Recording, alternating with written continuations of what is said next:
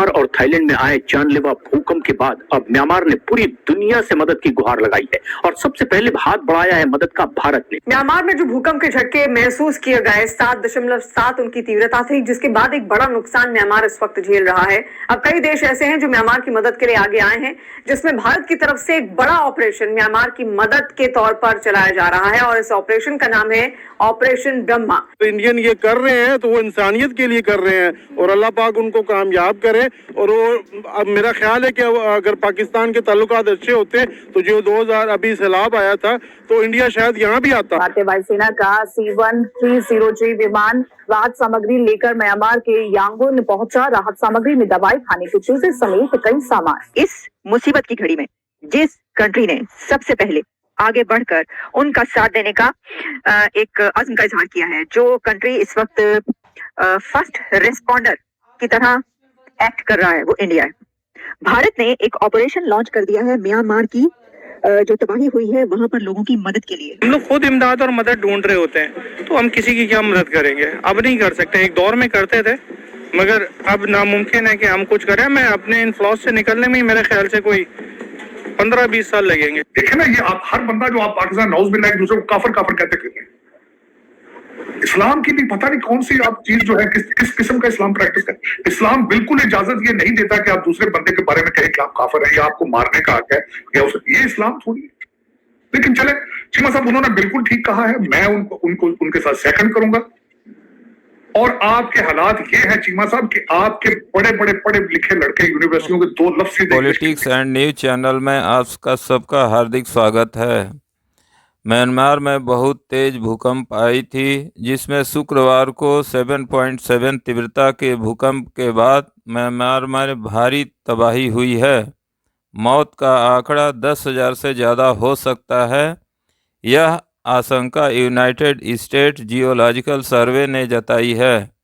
भूकंप के झटके के थाईलैंड, बांग्लादेश, चीन और भारत तक महसूस किए गए थे। न्यूज एजेंसी AFP के मुताबिक मरने वालों का आंकड़ा 1644 हो चुका है, जबकि 3408 से ज़्यादा लोग घायल हैं और 139 लोग लापता है। उधर थाईलैंड की राजधानी बैंकॉक में एक 30 मंजिला इमारत गिर गई है, इसमें 10 लोगों की मौत हुई है।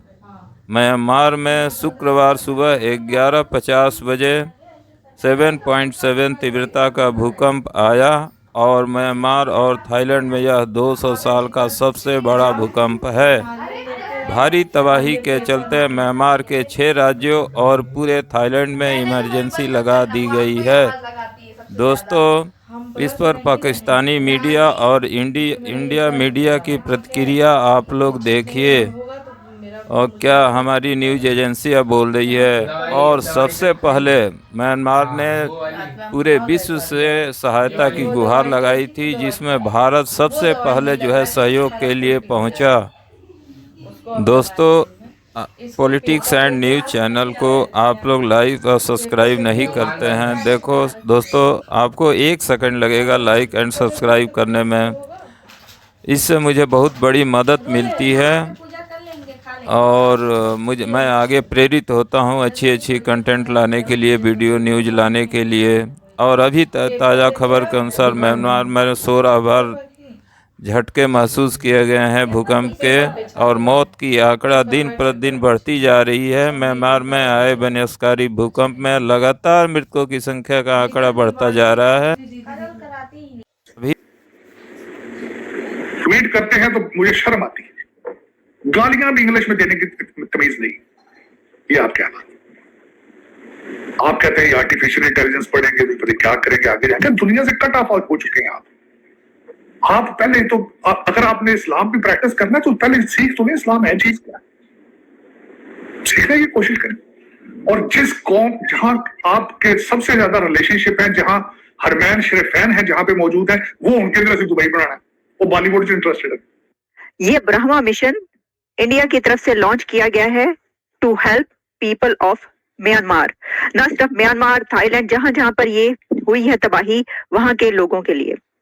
और जो प्रेसिडेंट ट्रंप हैं, उनकी तरफ से भी गो कि आपको पता है कि यूएस एड क्योंकि बंद की गई तो सवाल किया गया प्रेसिडेंट ट्रम्प से कि आप बताइए कि क्या ये वहां पर जो है, तो उन्होंने ये प्रॉमिस किया और कहा है कि हम वहां पे मदद करेंगे लोगों की, और हमने पहले ही उनसे बात की है, वहां पर फोन करके उनसे बातचीत हुई है। जो चाइना है उसने भी अपनी जो एड है वो भेजनी स्टार्ट कर दी है, लेकिन सबसे पहले सबसे बड़ा कंट्री जो एड वहां पर भेजने के लिए सामने आया है फर्स्ट रिस्पॉन्डर के तौर पर, वो है इंडिया।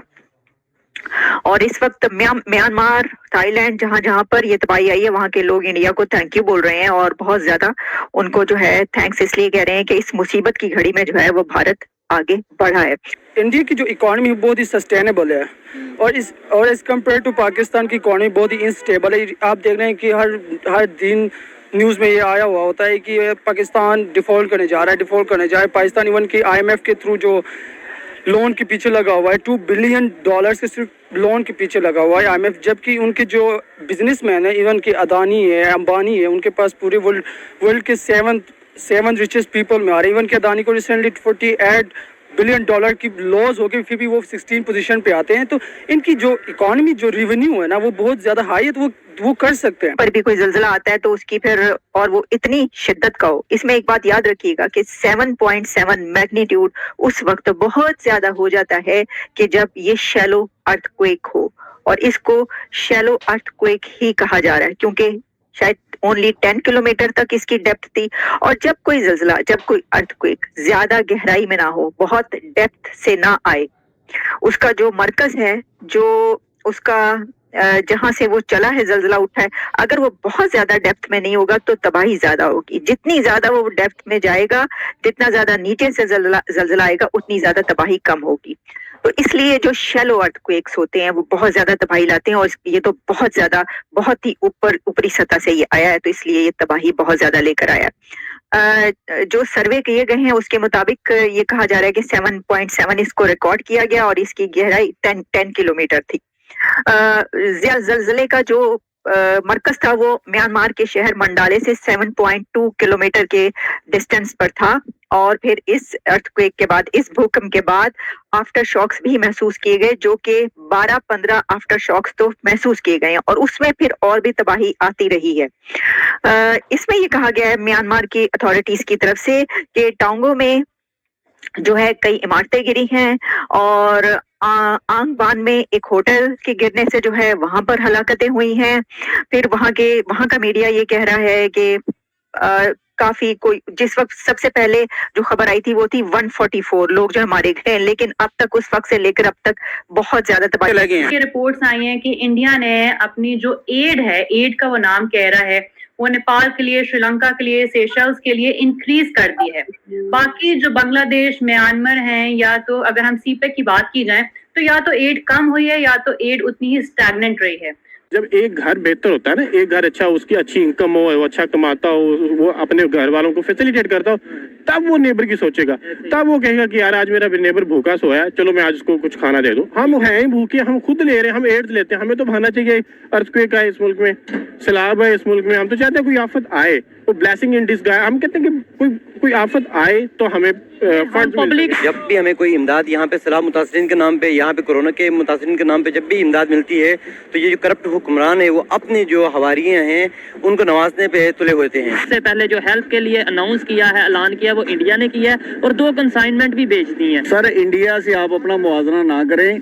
इंडिया एक बहुत बड़ा कंट्री है, दुनिया का दूसरा बड़ा कंट्री है जो इंडिया है, आबादी के लिहाज से, इंडस्ट्री के लिहाज से भी। पहली चीज ये है कि मैं तो समझता हूँ कि इंडिया ने, पहले तो बात है कि इंडिया ने अपने जो रीजन है उसकी शक्ल ही बदल दी है।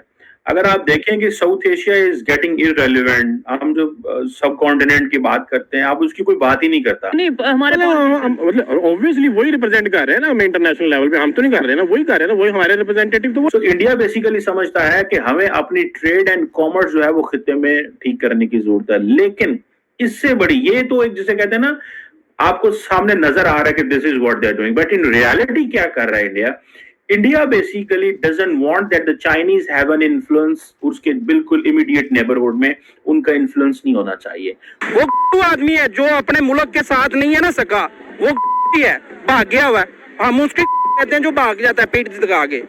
वो पीठ दबा के वहाँ पे बैठा होगा। पाकिस्तान तो बिल्कुल भी कभी भी इस पोजीशन में नहीं हो सकता जो हमारा करंट सिनेरियो चल रहा है, जो हमारा पॉलिटिकल सिस्टम हमारा पाकिस्तान का है कि कभी भी वो किसी दूसरे मुल्क की हेल्प करेगा। हम हेल्प लेने वाले हैं, हम देने वाले नहीं है। हम हमेशा लेते हैं, देते नहीं है ना। हम इस पोजीशन में हैं। एक तो चोरों की हुकूमत है, ऊपर से ये जो राशन लेके गए वो भी चोरी करके लेके गए हैं।